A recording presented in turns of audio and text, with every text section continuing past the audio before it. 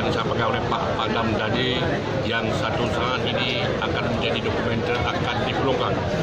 Saya sangat mendukung karena apa? Ini warisan-warisan yang harus kita, itu anak cucu kita, untuk bangsa, untuk negara, dan kita provinsi.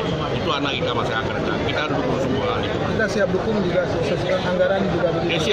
Siap. Apalagi ini kan penghargaan pemerintah pusat yang luar biasa kepada Malaheti. Ini warisan yang harus kita hormati semua. Satu lagi Pak Sulaiman, kemarin keluarga juga sudah dipanggil ke Istana Presiden.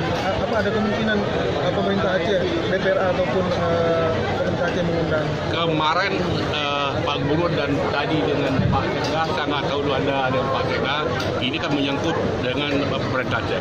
Tapi kalau kami DPRA sangat menghargai,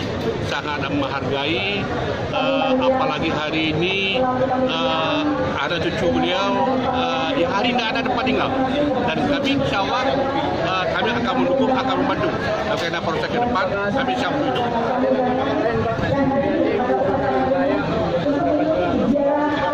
Selain Kemalahayati,